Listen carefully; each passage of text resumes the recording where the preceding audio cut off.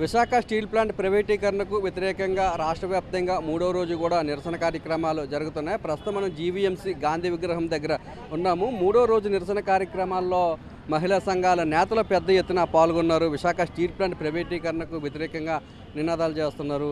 ఇంకా ఈ ధర్నాకు సంబంధించిన మరిన్ని విషయాలు మనతో మాట్లాడుతుంది ఇక్కడ మహిళా సంఘాల నాయకులు. చంద్రబాబు నాయుడు గారు జనసేన కూటమి సెంట్రల్లో బీజేపీ ఏర్పడడానికి వీళ్ళు ఒక ప్రాణవాయువులాగానే వాళ్ళకు ఉపయోగపడ్డారు. అలాంటప్పుడు ఏ ప్రాణవాయువు ఇచ్చి నీకు గద్దెనెక్కించావో ఈరోజు స్టీల్ ప్లాంట్ని కాపాడుకోవాలని చెప్పేసిన ధ్యేయంతో కూడా ఇక్కడున్న పాలకవర్గం టీడీపీ జనసేన కూటమి ప్రయత్నం చేయాలని చెప్పేసిన ప్రధాన డిమాండు.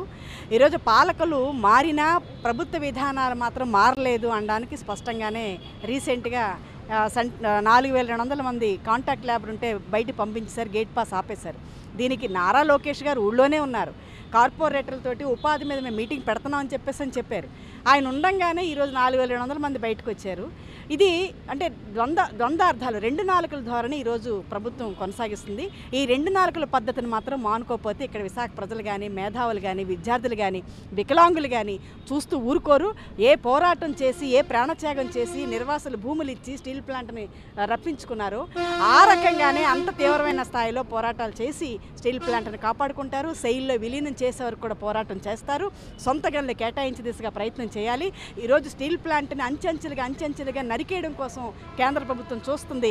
ప్రభుత్వ రంగం ఉందనంటే చావడానికి అని చెప్పి జోస్యం చెప్పారు మోడీ గారు. ఇది పచ్చి దుర్మార్గం. ఖచ్చితంగా ప్రభుత్వ రంగ సంస్థలు ఈరోజు దేశానికి పట్టుకొమ్మలు. ఈరోజు ఆ పద్ధతిలోని విశాఖ మహానగరం అయిందనంటే ఆ బేస్ మీదే, ఆ పునరావాసం మీదే steel plant, dock yard, ship yard, steel plant వంటి ఉన్నాయి కాబట్టి, ఆ ఫ్యాక్టరీలు ఉన్నాయి కనుక ఈరోజు ఇక్కడ పారిశ్రామిక అభివృద్ధి జరిగింది. ప్రజలు లక్షలాది మంది ఇక్కడ ఉపాధి పొందుతున్నారు. ఈ ఉపాధిని కాపాడాల్సిన బాధ్యత, అవసరం కూడా ఇప్పుడు జనసేన, బీజేపీ, టీడీపీ కూటమి మీద ఉందని చెప్పి తెలియజేస్తారు.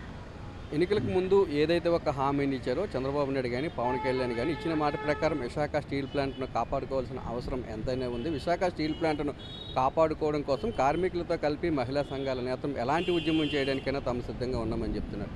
కెమెరామెన్ శంకర్తో నాయుడు, విశాఖపట్నం.